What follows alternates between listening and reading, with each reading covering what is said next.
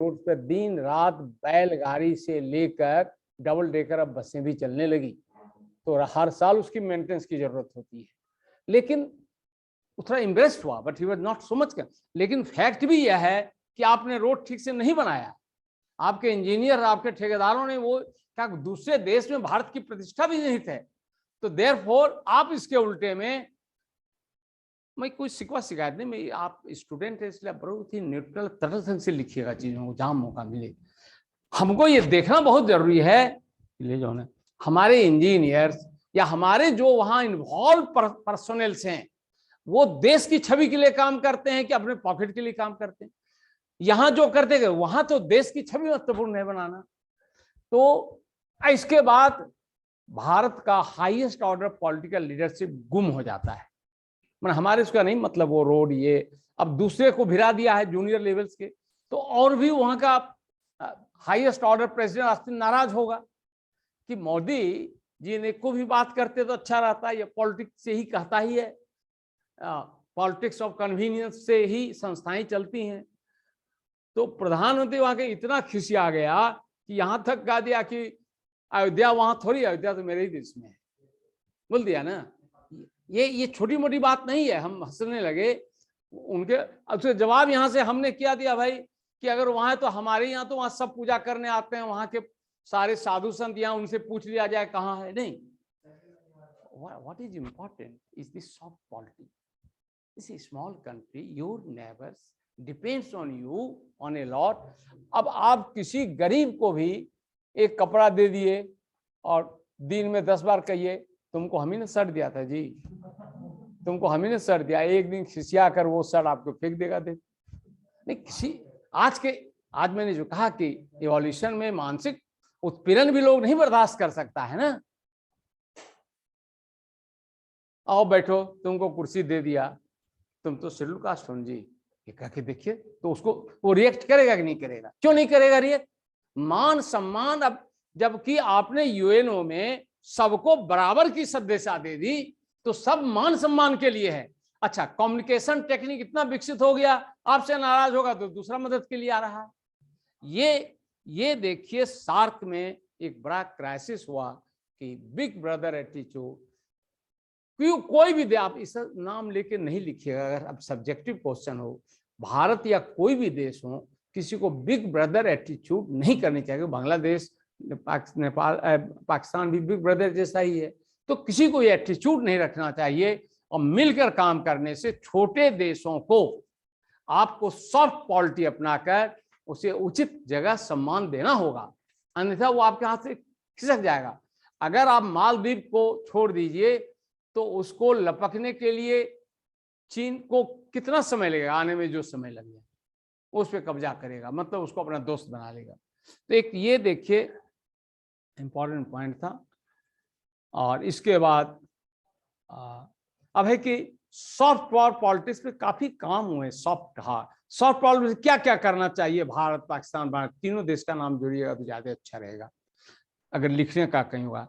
जैसे cultural exchange करना चाहिए, अगर कहीं बुद्ध की पूजा है, आपके यहाँ कोई है तो लाइए मिलाइए। कन्वेंशन का समझौता हो, कल्चरल कन्वेंशन ऑफ बुद्धिस्ट और आर्किटेक्चर आदि, ये सब करना चाहिए। कहते these are the tools for the soft power politics, tools of soft power politics. Religious harmony बढ़े, वैल्यू बेस्ड एजुकेशन को बढ़ाइए, रीजनल आइडियोलॉजी को बढ़ाइए, डेमोक्रेटिक पॉलिटी को बढ़ाइए।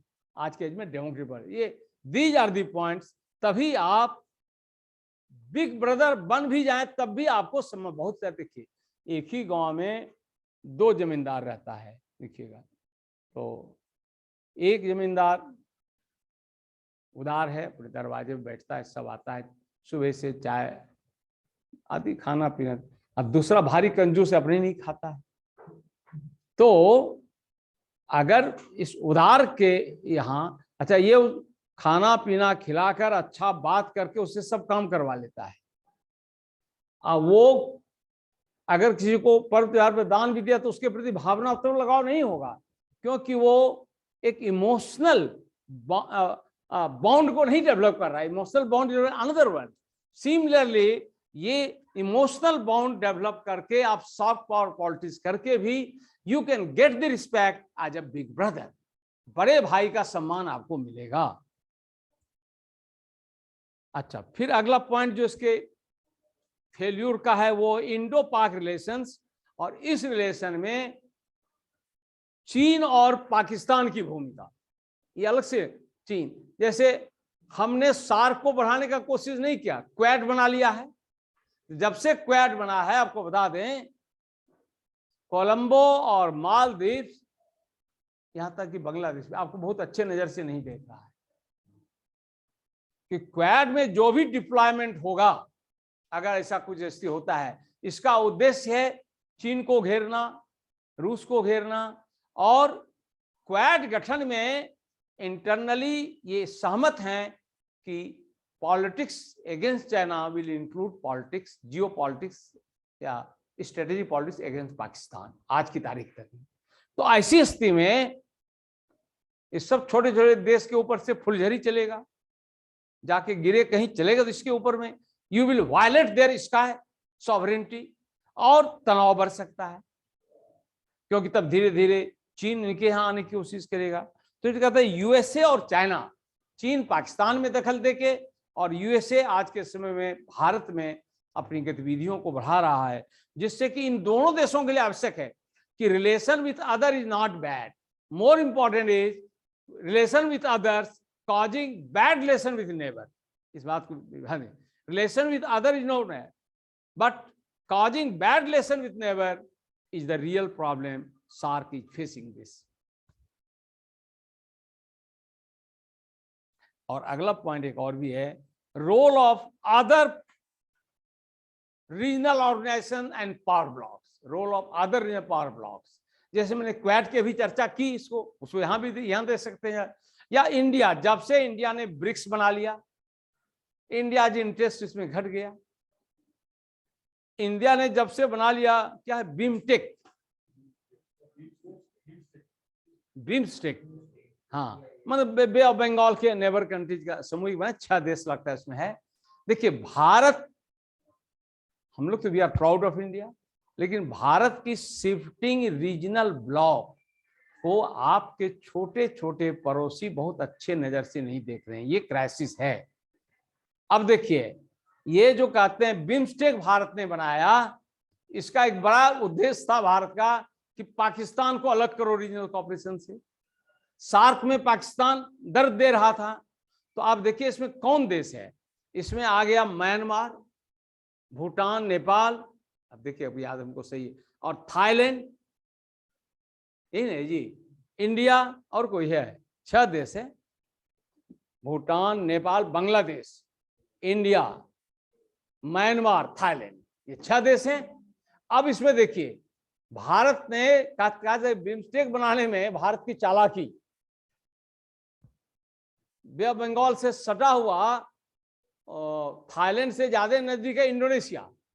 Indonesia is a powerful country, bigger country, Indonesia को marginalise कर दिया। इधर पाकिस्तान था, उसको हटा दिया। तो क्या BIMSTEC is ASEAN countries organisation? India जैसा चाहता है, और प्रधानमंत्री ने दूसरी बात शपथ लेने में बिमस्टेक के सभी राष्ट्रीय अध्यक्षों को बुला लिया। इग्नोर, पहला में सार्क कंट्रीज को बुलाया, दूसरे में बिमस्टेक को बनाया। तो ये shifting regional interest of India, तो ये आर्थिक, सामाजिक, सांस्कृतिक विकास के लिए बिमस्टेक पर भारत ने निर्भर किया। Arabian neighbours are ignored, bay of Bengal neighbours are given due recognitions. तो इससे क्या हुआ, इस पाकिस्तान में भी समझदार लोगों की कमी थोड़ी है, तो वो तो समझ रहा है कि हमको इग्नोर करके भारत ये सब गतिविधि कर रहा है। और कुछ याद होगा, आप पढ़ता हूं, एक बार भारत ने rim zone, Indian Ocean rim zone littoral state का समूह बनाया था कि हिंद महासागर के तटीय देशों का एक समूह बने। उसमें भारत और ऑस्ट्रेलिया ने बड़ा जोर लगाया, फेल कर गया, नहीं सफल हो सकता है ना, क्योंकि उसमें दोनों ने मिलकर पाकिस्तान को छाट दिया।